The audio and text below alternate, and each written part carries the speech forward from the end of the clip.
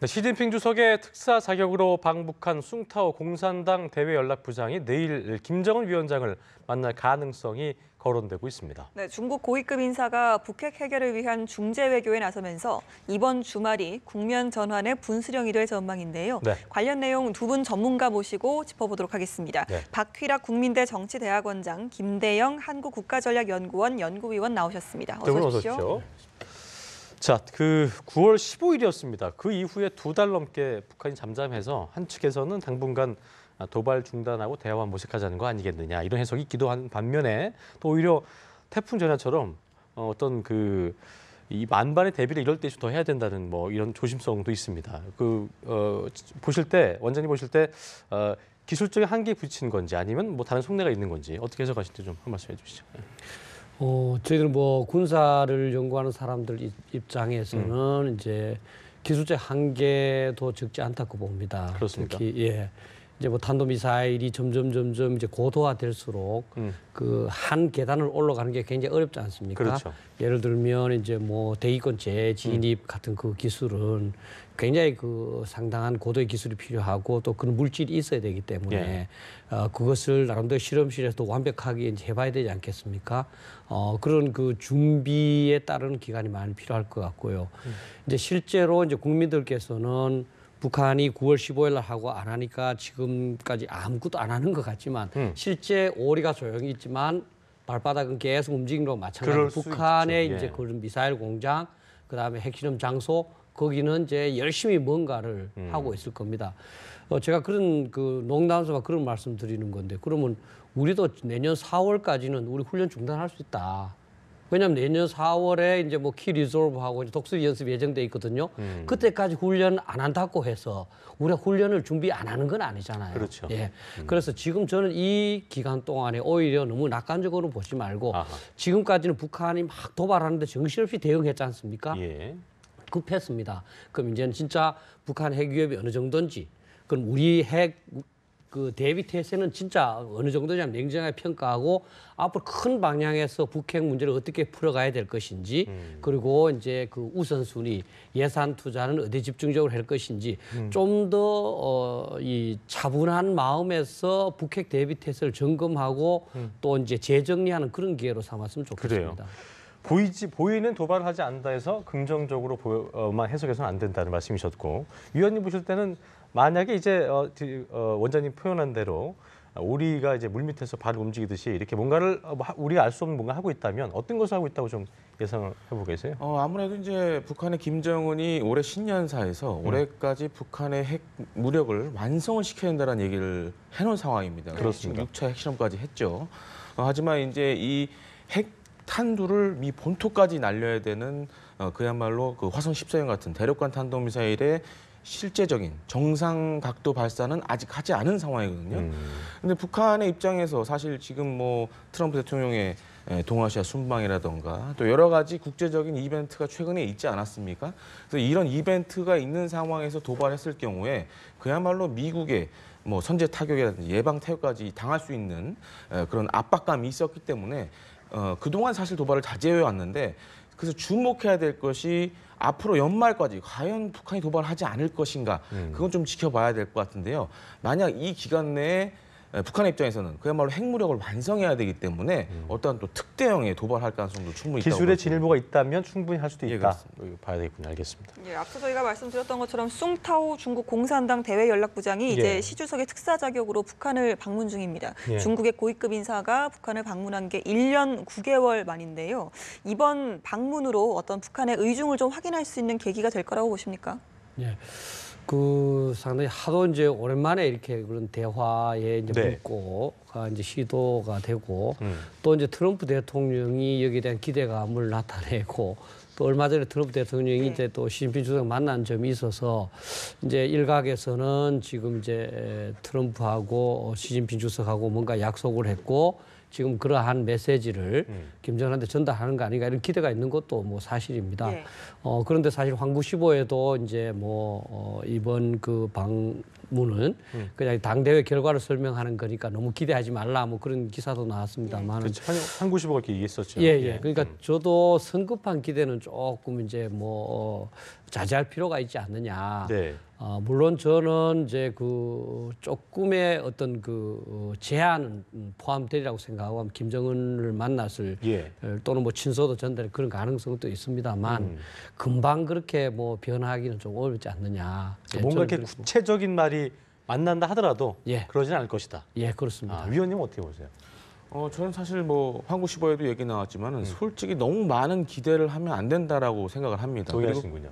그동안 그리고 중국에서 특사가 북한에 가서 그렇게 좋은 결과를 가지고 온 적도 없고 그렇기 때문에 그런 부분의 기대보다는 아마 중국 측에서의 입장대로 19차 당대회 설명과 함께 뭐 한중 정상회담, 그다음에 미중 간의 정상회담이 있지 않았습니까? 그리고 가장 큰 의제는 이제 북핵이었고 그런 것들을 이제 북한에 전달하는. 그러니까 한국과 미국의 그런 북핵에 관한 입장을 아마 북한 측에 전달하는 것이 가장 핵심이 되지 않을까 이렇게 생각하고 있습니다. 그래요. 일단 어쨌든 그래도 그 말씀하신 대로 상징적으로 좀 오랜만에 만난 그 자리이기 때문에 그 의미가 있어 보이는데 저희가 굳이 면담 때 어떤 말이 오갈지 좀 짚어보겠습니다. 일단 중국 같은 경우는 비핵화를 전제로 한 대화에 나올 것을 촉구를 하긴 할 텐데 이거의 수위에 대한 걸 좀 저희가 짚어봐야 될 것 같아요. 저는 뭐 우리 트럼프 대통령이 시진핑 만났을 때 하고 쭉 여러 가지를 좀 생각을 해보면 중국도 지금 북한의 핵무기 개발이 좀 이익이 되는 것보다는 손해가 많다고 느끼긴 하는 것 같습니다. 왜냐하면 사실 북한 때문에 사실 중국이 가장 그 두려워하는 게 한미일 그렇죠. 간의 이제 군사 협력 관계를 강화되는 건데 우리가 지금 조금 자제한다고 보다 얘기는 하고 있지만 사실 북한의 핵 위협이 강화되면 될수록 이쪽 뭉쳐질 수밖에 없지 않습니까? 그렇죠? 그런 면에서 시진핑 주석이 이제 어떻게든 그 북한에 대해서 비핵화만이 이 탈출구다 하는 그 메시지는 전달할 것 같고 그렇게 했을 때 이 중국뿐만 아니라 미국 전체가 북한을 도와서 진짜 연착륙할 수 있는 준비가 돼 있다. 그래서 상당히 조금 그 김정은 이 위원장한테 좀 더 그 부드럽게 이렇게 좀 대화를 통해서 모색하는 그런 방향을 제안하지 않았을까. 그렇다고 해서 김정은 그 위원장이 지금 당장 답은 하지 않지 않겠습니까? 그죠? 그래서 그러한 제안이 들어가고 북한에서 상당한 논의를 거치면서 또 이제 뭐 우리 미국 또는 또 우리 한국에서 다양한 제안이 들어가고 했을 때 뭔가 조금은 변화가 있을 가능성도 저는 한번 기대하고 싶습니다. 쌍중단 해법에 대해서 그러니까 중국이 이 북한한테 미국과 좀 협상을 할 때 이런 식으로 좀 해야 가이드를 좀 제시한다거나 어떤 쌍중단 해법도 제시할 수도 있을 거란 예상도 나오고 있거든요. 이 부분은 좀 어떻게 좀 보세요? 네, 그렇습니다. 이게 쌍중단은 사실 근데 북한뿐만 아니라 중국도 바라는 바기 때문에 그렇죠. 예. 왜냐하면은 이제 한미 연합 훈련이 있으면은 한반도에 미군의 그야말로 최첨단 전략 자산들이 들어오고 또 병력들까지 같이 들어오니까 사실 중국 입장에서도 이 한미 연합 훈련 자체를 별로 안 좋아합니다. 그리고 이게 가면 갈수록 특히 이제 중국 같은 경우에는 이 지역에서 이제 어떻게 보면 패권을 자기네들이 가지겠다라는 욕심을 갖고 있기 때문에 그런 부분에서 이제 미중 간의 갈등이 있는데 미국이나 우리 입장에서는 사실 이 지금 한미 연합 훈련이 북한의 도발을 억제하고 방어하기 위한 훈련인데 이것을 쉽게 그 협상의 카드로 내놓을 수도 없는 상황이고요. 그렇기 때문에 우리도 받아들이기 힘들고 그래서 가장 중요한 것은 그렇습니다. 지금 핵 동결도 아니라 핵을 완전히 북한에서 없앤다는 것에 대해서 주변국, 특히 중국이라든지 미국 이런 것들이 모두 공유가 돼야 되고 특히 최근에 이제 하나 주목해 보아야 될 것은 사실 19차 중국의 당대회를 앞두고도 북한이 사실상 도발을 자제해왔고 그다음에 트럼프 대통령의 이 동아시아 순방 때도 어떻게 보면 북한이 도발을 그동안 자제해왔는데 이런 측면에 있어서 미중 간에는 좀 북한에 대한 그런 좀 개선된 인식이 있었던 걸로 이렇게 파악이 되고 있습니다. 그렇기 때문에 이번에 아마 특사 가서도 이제는 좀 이제 핵을 동결이 아니라 완전히 핵을 없애지 않는 이상 대화는 좀 쉽지 않겠지만은 그래도 북한 어떻게 보면 이전보다 진전된 그렇습니다. 그런 식으로 이제 방향이 잡힐 것으로 보여집니다. 알겠습니다. 예, 미중 이야기가 나온 김에 좀 트럼프 대통령 이야기도 안 할 수가 없습니다. 그렇습니다. 북핵 관련해서 그동안 계속 중국의 역할론을 강조를 해왔는데요. 이번 특사 파견 전에도 이제 좀 큰 움직임이다. 어떤 일이 일어날지 보자. 이런 식으로 기대감을 좀 드러냈는데 그렇습니다. 이번 파견이 어떤 미중 간의 공조 강화를 확인할 수 있는 계기가 될 수 있을까요? 그 트럼프 대통령의 말만으로 판단하면 뭔가를 자꾸 기대하게 만드는 건 분명합니다. 예.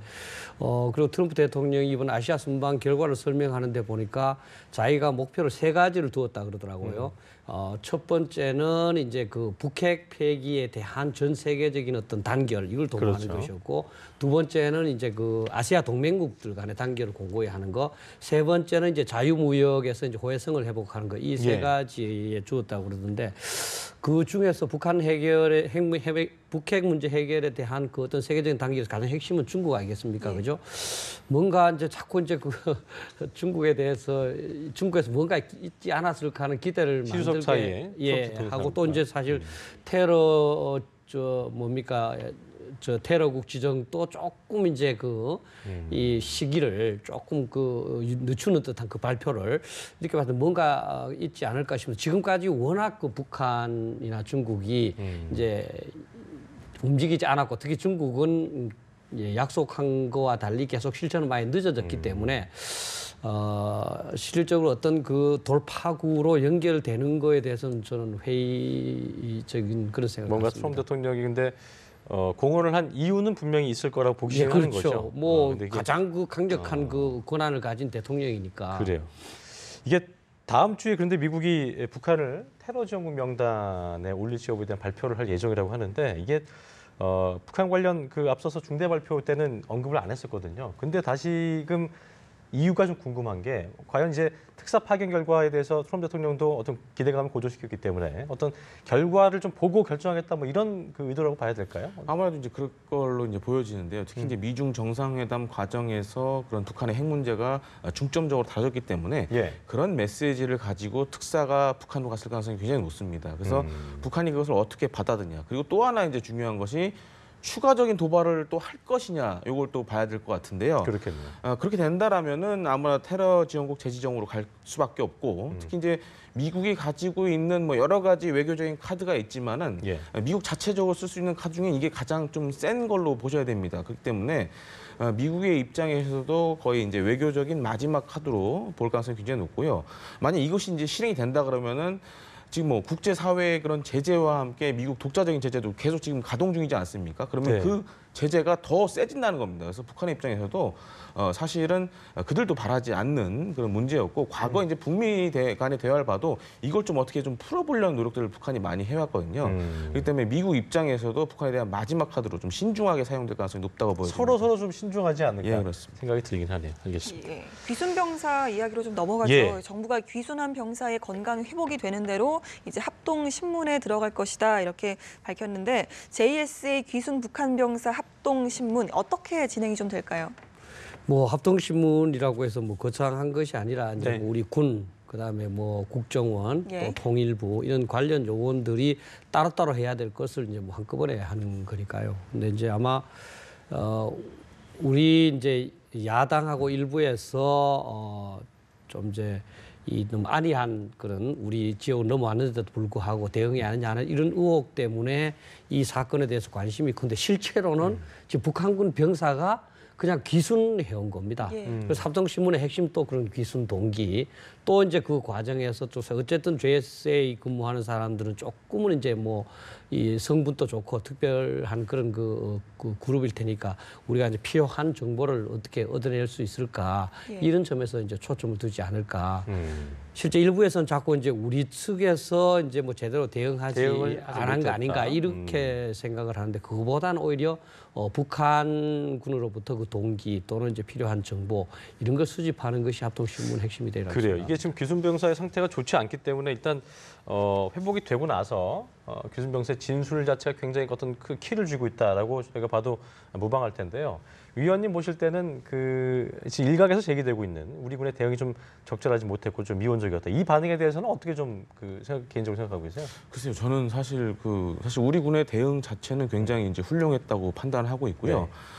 중요한 것은 이 공동경비구역이라는 지역 자체가 굉장한 특수성을 가지고 있는 지역이라는 걸 좀 생각을 하셔야 됩니다. 총탄이 오가면 안 되는 곳이잖아요. 그렇죠? 당연히 안 되죠. 그렇죠. 그리고 우리가 너무 과한 대응을 했을 경우에는 네. 오히려 북한에게 이 공동경비구역을 일종의 도발을 할 수 있는 구역으로 만들어줄 수 있는 그런 앞으로도. 빌미가 있습니다. 그렇군요. 그래서 지금 정전 협정에 따르면은 이제 보총과 권총, 이게 보총이라 하면 연발로 발사되지 않는 단발 소총을 얘기를 하는데요. 예.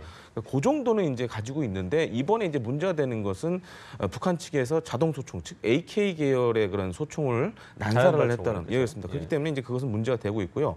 특히 이제 이 지금 귀순자가 회복을 하게 되면은 가장 먼저 이제 정전위의 심문을 받게 됩니다. 그러니까 자의에 의한 이 귀순이냐 아니면 타의에 의한 귀순이냐 이런 것들을 먼저 이제 확인하고 그 다음에 이제 우리 합동신문조, 군과 국정원 뭐 이렇게 관련 기관들이 이제 또 신문을 하게 되는데요.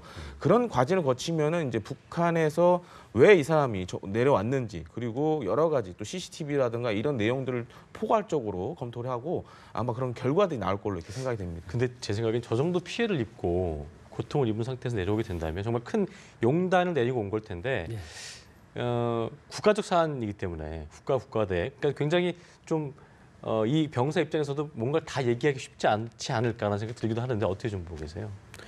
그 뭐 정확하게 신문을 해봐야 그렇죠. 되고 깨어나야 되는 부분인데 어쨌든 병사가 그 아무래도 선발된 그런 그 그룹에서 그렇죠. 그 정도로 과감한 이제 그 어떤 시도를 감행하는 건 어떤 이유가 있겠죠. 뭐.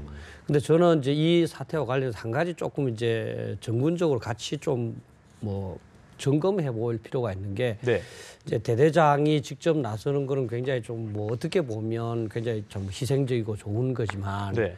과연 그러면 어떤 일이 있을 때마다 그 대대장 정도의 계급이 나섰어야 하는가 하는 부분에서 실제로는 그 어떤 병사가 쓰러져 있는 것을 한 20m 정도 이렇게 끌고 오는 거는 제 생각에는 한 이제 뭐 소대장 또 올라가 중대장 정도 해야 되지 않느냐 이런 차원에서 평소에 어떤 그 병사 관리보다는 좀 더 우리 군 전체가 전투 임무 위주로 되고 역할이 점점 더욱 더 이제 하향 조정돼서 작은 일에 좀 이제 그 직책 높은 사람이 투입되는 그런 일이 좀 줄어들어야 되지 않겠느냐. 그러니까 역할 분담이 좀 더 잘 이루어져야 된다 이 말씀도 하시나요? 예, 그렇습니다. 그렇게 해서 예. 사실 대대장은 지휘한 상태에서 그렇죠. 그게 뭐 소대장과 선임하사들이 가서 꺼내오는 그런 것이 더욱 더 좋은 모습이 이었지 않았나 이렇게 생각합니다.